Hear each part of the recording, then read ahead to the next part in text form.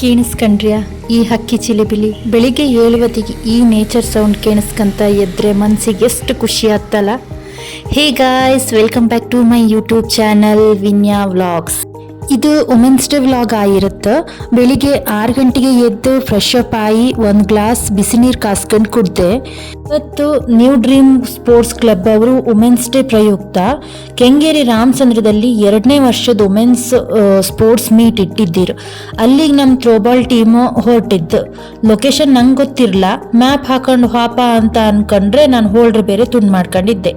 ಹಂಗಾಗಿ ಸುಂಕದ ಕಟ್ಟಿ ಅವರಿಗೂ ಹೋಗಿ ನಮ್ಮ ರಾಣಿ ಅವ್ರನ್ನ ಸೇಫ್ ಜಾಗದಲ್ಲಿ ಪಾರ್ಕ್ ಮಾಡಿ ಬಪ್ಪಷ್ಟೊತ್ತಿಗೆ ನಮ್ಮ ಮೇಡಮ್ ಕಾರ್ ಬಪ್ಪಕ್ಕೂ ಸಮ ಆಯಿತು. ನಾವು 5 ಮೆಂಬರ್ಸ್ ಮುಂದೆ ಹೋಯಿತು. ಇಲ್ಲಿಂದ ನಮಗೆ ಲೊಕೇಶನ್ಗೆ 30 ಮಿನಿಟ್ಸ್ ಡಿಸ್ಟೆನ್ಸು. ಇವರಿಗೆಲ್ಲ ಒಂದು ರೌಂಡು ಹಾಯ್ ಮಾಡಿ ವುಮೆನ್ಸ್ ಡೇ ವಿಶ್ ಮಾಡಿ ನಾವು ಲೊಕೇಶನ್ನಿಗೆ ರೀಚ್ ಅಷ್ಟೊತ್ತಿಗೆ 8:45 ಆಯಿತು. ನಮ್ಮ ಟೀಮ್ ಅವ್ರು ಇನ್ನೂ ಸ್ವಲ್ಪ ಜನ ಬಪ್ಪುಗಿದ್ದಿತ್ತು. ಹಾಗೆ ಸ್ಕೂಲ್ ಒಳಗೆ ಒಂದು ರೌಂಡ್ ಹಾಕೊಂಡು ಅಲ್ಲೇ ಕಾರಿಡಾರಲ್ಲಿ ವೆಯ್ಟ್ ಮಾಡ್ತಾ ಇತ್ತು. ಒಂದೊಂದೇ ಟೀಮ್ ಅವರು ಬತ್ತಿದ್ರು. ಹಾಗೆ ನಮ್ಮ ಟೀಮ್ ಅವರು ಎಲ್ಲ ಬಂದರು. ಪ್ರೋಗ್ರಾಮ್ ಇನ್ನೂ ಶುರು ಆಗೋಕ್ಕೆ ಟೈಮ್ ಇದ್ದಿತ್ತು. ಹಾಗೆ ನಾವು ಹೊರಗೆ ಬಂದು ವುಮೆನ್ಸ್ ಡೇ ಕೇಕ್ ಕಟ್ ಮಾಡಿ ಸೆಲೆಬ್ರೇಟ್ ಮಾಡ್ತು.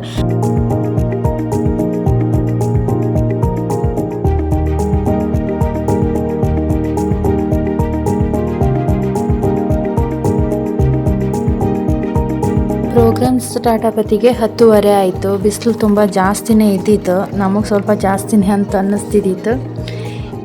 ತುಂಬ ಟೀಮ್ ಬಂದಿದ್ದರು. ಇವರು ಇಲ್ಲಿ 2 ಕ್ಯಾಟಗರಿ ಮಾಡಿದರು, ಬಿಲೋ 30 ಆ್ಯಂಡ್ ಅಬೋವ್ 30 ಅಂತ ಹೇಳಿ 2 ಕ್ಯಾಟಗರಿ ಮಾಡಿದರು. ನಮ್ಮ ಫುಲ್ ಟೀಮ್ ಬ್ಯಾಂಗ್ಳೂರ್ ಬುಲ್ಸ್ ಅಂತ ಟೀಮಿಗೆ ಜಾಯ್ನ್ ಆಗಿ ನಾನೊಂದು 5 ಮಂತ್ಸ್ ಆಯಿತು. ಇದಕ್ಕೊಂದು ಇಂಟ್ರೆಸ್ಟಿಂಗ್ ಸ್ಟೋರಿ ಇತ್ತು. ಇದನ್ನು ಮುಂದೊಂದು ದಿನ ನಾನು ನಿಮ್ಮ ಹತ್ರ ಯಾವಾಗಾದರೂ ಶೇರ್ ಮಾಡ್ಕಂತೆ. ಇವ್ರದ್ದು ಭಾಷಣ ಎಲ್ಲ ಮುಗಿದು ಟೀಮ್ ಸೆಲೆಕ್ಷನ್ಗೆ ಅಂತ ಹೇಳಿ ಸ್ವಲ್ಪ ಟೈಮ್ ಇದ್ದಿತ್ತು. ನಾವು ಎಲ್ಲಿ ನೆರಳು ಸಿಕ್ಕತ್ತಂತ ಹೇಳಿ ಈಚೆಗೆ ಒಂದು ಮರ ಕಾಣಿಸ್ತು, ಅಲ್ಲಿ ಬಂದು ನಿಂತ್ಕೊಂಡು ಎಲೆ ಎಣ್ಸಕ್ಕೆ ಶುರು ಮಾಡಿದ್ರು. ಆಟ ಶುರು ಆಯ್ಕರೆ ಮುಂಚೆ ನಾವು ತಂದದ್ದೆಲ್ಲ ಬಿಚ್ಚಿ ತಿಂಬಕ್ಕೆ ಶುರು ಮಾಡ್ತು. ಅಂತೂ 11 ಗಂಟೆಗೆ ಮ್ಯಾಚ್ ಸ್ಟಾರ್ಟ್ ಆಯ್ತು ಅಂತ ಆಯಿತು. ನಮ್ಮದೇ ಫಸ್ಟ್ ಮ್ಯಾಚ್ ಇದ್ದಿತ್ತು. ಇದ್ರ ಜೊತೆಗೆ ಅವರು ಬೇರೆ ಅಥ್ಲೆಟಿಕ್ ಕೂಡ ಅರೇಂಜ್ ಮಾಡಿದ್ದೀರು. ನಮ್ಮ ಮ್ಯಾಚ್ ಈಚೆಗೆ ಆತ 20 ಆಚೆ ಸೈಡಲ್ಲೂ ಟಗ್ ಆಫ್ ಅವರು ಅರೇಂಜ್ ಆತ ಇದ್ದಿತ್ತು. ಅಥ್ಲೆಟಿಕಲ್ಲಿ ರನ್ನಿಂಗ್ ರೇಸು, ಸ್ಪೀಡ್ ವಾಕಿಂಗ್ ಮತ್ತು ಶಾರ್ಟ್ ಪುಟ್ ಇಟ್ಟಿದ್ದೀರು. ಈ ಮ್ಯಾಚ್ ನಾವು ವಿನ್ ಆಯಿತು ಆರಾಮ್ಸೆ. ನಮ್ಮದು ಮುಗಿದ ತಕ್ಷಣ ಅಬೌವ್ 30 ನೆಕ್ಸ್ಟ್ ಬೇರೆ ಮ್ಯಾಚ್ ಸ್ಟಾರ್ಟ್ ಆಯಿತು.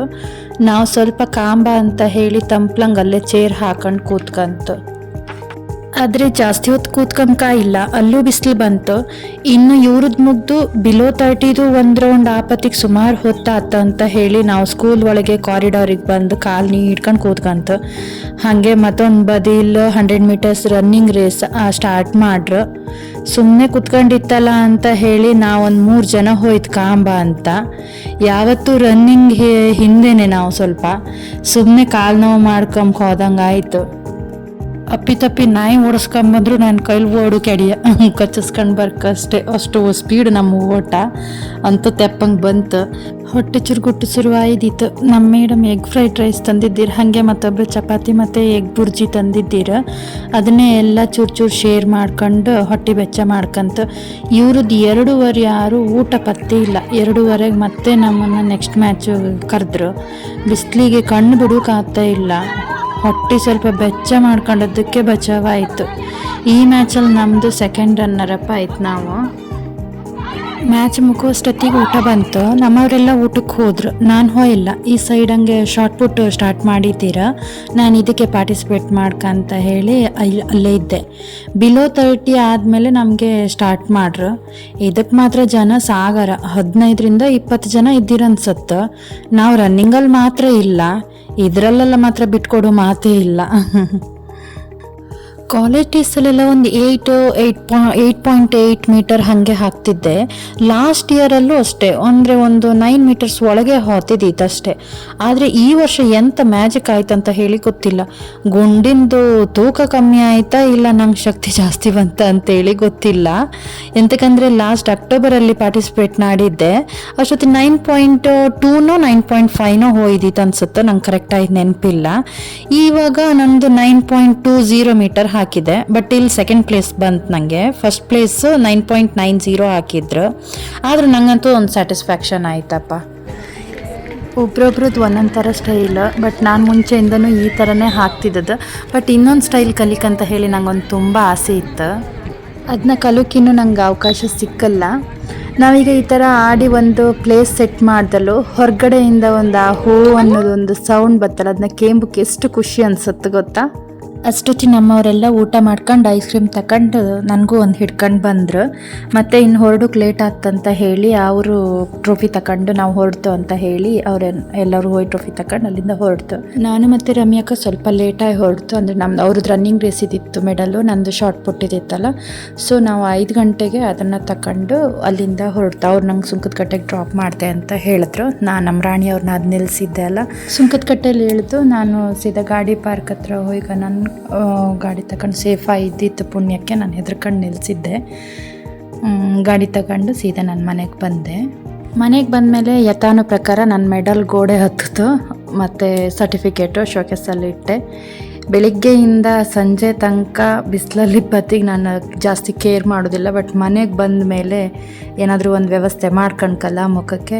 ಸೊ ಹಾಗಾಗಿ ಸ್ವಲ್ಪ ಕಡಲೆ ಹಿಟ್ಟು, ಹಾಲಿನ ಕೆನೆ, ಅರಿಶಿನ ಪುಡಿ ಎಲ್ಲ ಹಾಕ್ಕೊಂಡು ಸ್ವಲ್ಪ ಸ್ಕ್ರಬ್ ಮಾಡ್ಕೊಂಬ ಅಂತ ಹೇಳಿ ಮುಖಕ್ಕೆಲ್ಲ ಹಚ್ಕೊಂಡು ಮತ್ತೆ ಇನ್ನು ನೈಟಿಗೆ ಊಟ ರೆಡಿ ಮಾಡ್ಕಿತ್ತು. ಆಲ್ರೆಡಿ ನಾನು ಬಪ್ಪತ್ತಿಗೆ 7 o'clock ಆಗಿದ್ದಿತ್ತು. ಮುದ್ದೆ ಸುಸ್ತಾಗಿದ್ದಿತ್ತು, ಬಟ್ ಸಾರು ಮಾಡ್ಕಲ್ಲ ಅಂತ ಹೇಳಿ ಒಂದು ಬೇಳೆ ಸಾರು ಮಾಡಿ ಮೆಂತ್ಯ ಸೊಪ್ಪು ಮತ್ತು ಆಲೂ ಪಲ್ಯ ಮಾಡಿದೆ.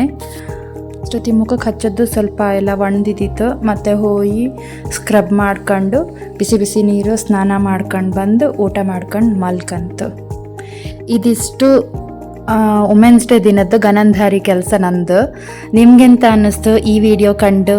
ನಿಮ್ಮ ಅನಿಸಿಕೆ ಎಂತ ಇದ್ರೂ ನಾನು ಕಮೆಂಟ್ ಬಾಕ್ಸಲ್ಲಿ ಶೇರ್ ಮಾಡಿ. ನೀವಿನ್ನೂ ಈ ವಿಡಿಯೋನ ಸಬ್ಸ್ಕ್ರೈಬ್ ಮಾಡದೆ ಕಾಣ್ತಾ ಇದ್ದದಿದ್ದರೆ ಪ್ಲೀಸ್ ಸಬ್ಸ್ಕ್ರೈಬ್ ಮಾಡ್ಕೊಂಡು ನನಗೆ ಸಪೋರ್ಟ್ ಮಾಡಿ. ಮತ್ತೊಂದು ವಿಡಿಯೋ ಜೊತೆಗೆ ಮತ್ತೆ ಸಿಗ್ತೆ ಅಕ್ಕ. ಬಾಯ್ ಬಾಯ್, ಥ್ಯಾಂಕ್ ಯು.